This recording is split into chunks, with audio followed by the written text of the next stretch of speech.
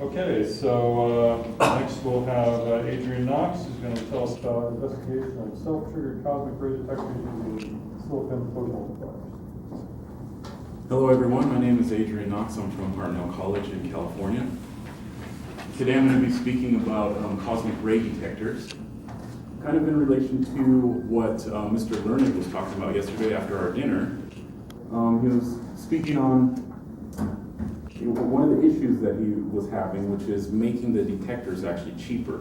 He's saying that he was using 1930s technology, which is a photomultiplier tubes. So that's what this research is really addressing. I'd like to start out by kind of just recapping cosmic rays. They are high energy particles which are coming in from various sources in space and hitting our atmosphere here. You can see this blurry area protecting our Earth, where the cosmic ray would break into its constituents. Here's a side view. The cosmic ray hits our atmosphere and breaks up into the things that make it up. Now, what we do here on the surface is we detect some of those pieces. The technology that was used in order to detect these cosmic rays was photomultiplier tubes. Like Mr. Learned said yesterday, this is 1930s technology. We are trying to establish whether the new iteration of this technology, which is the multi-pixel photon counter, it's a solid-state device which we investigated whether or not would have the same functionality as the outgoing technology.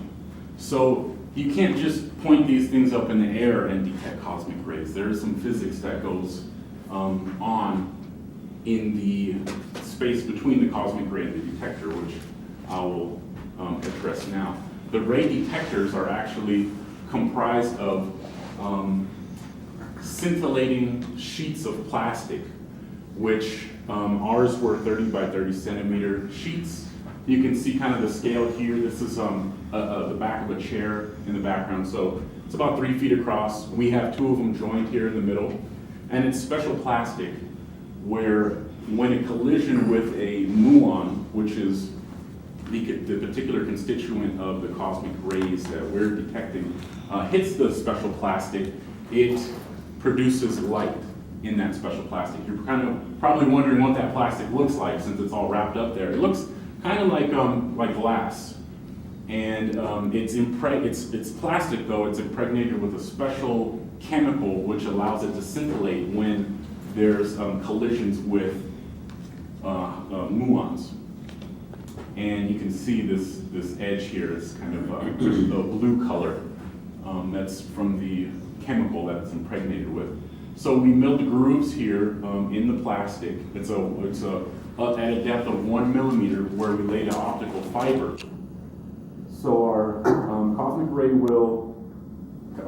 constituent will hit the scintillating plastic. The plastic will scintillate, which produces photons. The photons will propagate through the plastic to our embedded optical fiber here, which is, the optical fiber is coupled to the scintillating plastic with optical grease, just so we can have photons propagate through the various materials easily. We've also had added some optical grease here between the 2 scintillating sheets. So when the photon reaches the optical fiber through total internal reflection, it's directed along the axis of the fiber to our detector here at the end. You can see better here that the optical fiber is embedded in the plastic there, and the photons come out here to our detector here. This next picture is a nice demonstration of the optical fiber doing its job. You can see the detector here glowing because of the photons that were trapped and directed within the optical fiber. During the actual research, this optical fiber is actually coupled to the detector. That picture is just for demonstration purposes. So how do we know that our detectors even work? Well, there's one technique that we use which utilizes a simple geometric technique, which helps us establish whether the detectors are operating the way that we want them to. And what we do is we vary the distance between the detectors, and that variation in distance is represented here by this box. You can see that these detectors are closer together than these two detectors.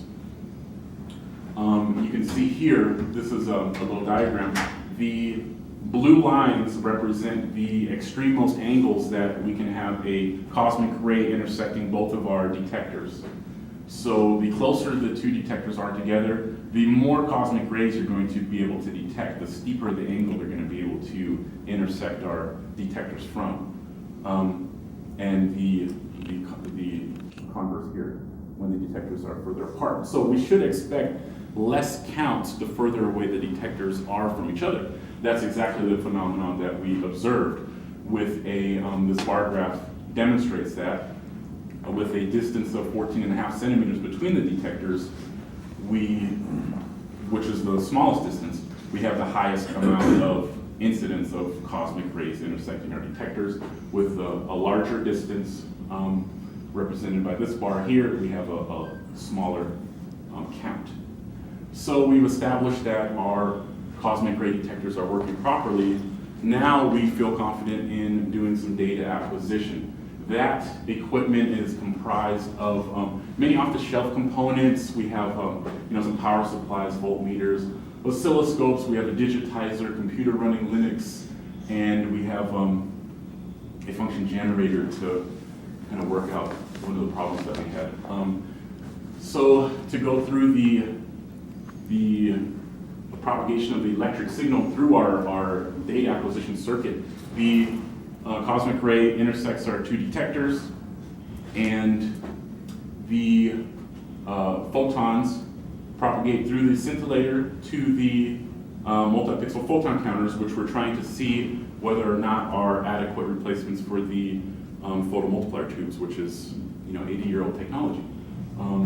One of the reasons why we really want to do that, why we're really interested, is because these multi-pixel photon counters cost 20 times, or 1/20th the cost of a photon multiplier tube. So whereas you're paying $1,000 for a photo multiplier tube, you're paying $50 for a multi-pixel photon counter. So the photon sets off the photon causes the detector to emit an electric pulse. You can see that indicated here on our snapshot of the oscilloscope. And these are both indicative of hits on each detector. We run two detectors in coincidence because the MPPCs are more noisy, like Mr. Lerman said yesterday after the dinner. That's one of the problems with just jumping on this technology, is that they are noisier. So the technique that we use is we run two of them in coincidence, and therefore we can establish with more certainty that what we're observing is an actual cosmic ray, not just noise. So we have these signals being produced by our cosmic ray detectors, and through our modules we produce a logic pulse. I won't go too much into these modules. It's just an amplifier, discriminator, and gate, and we have a counter here. We have a split, and our computer is told to capture the waveform when we get that and pulse that you saw on the oscilloscope. So the results that we achieved were, that's too bad it's not showing up very well here. There's this is a histogram here. On the bottom we have time, and on the vertical axis here we have the counts.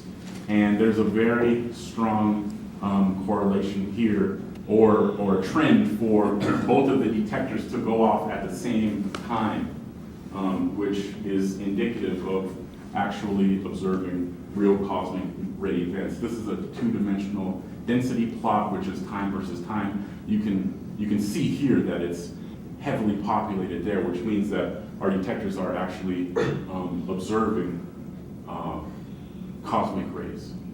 So, like I said, the motivation was the cost reduction in detecting cosmic rays.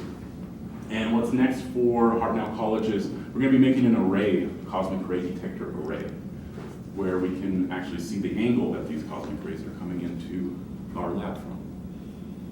That's all. Any questions?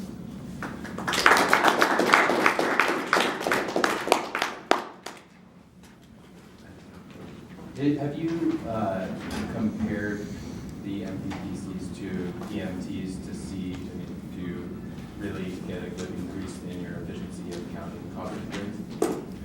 I would say the increase in efficiency was on the cost aspect.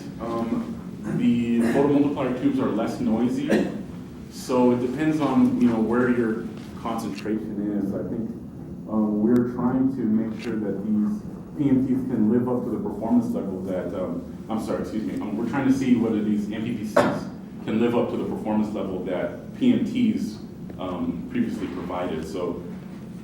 Right, because the name of the game in neutrino physics is photons per dollar. How many photons do you see for how much dollars? These detectors are very sensitive. They can detect down to a single photon.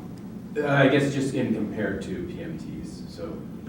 Yeah. You might want to talk to my mentor, Dr. Fan, about that specific. Because I personally work mostly with multi-pixel photon counting. Yeah, one more. Did you take into account effect of generation of these light sparks in fiber optic sparks? I'm sorry? Because cosmic rays will interact with, The optical fiber itself. yes, and will generate this stuff. Interesting. I didn't even realize that Yeah. the optical fiber can work as a scintillator just by itself. It can be. My mentor is probably better able to tell you whether or not that was. I'm asking you. You know what? I wasn't even aware of that effect, to tell you the truth. But my mentor is sitting right next to you. I'm sure he'll be happy to go into it further with you, sir. All right, well, thank you very much.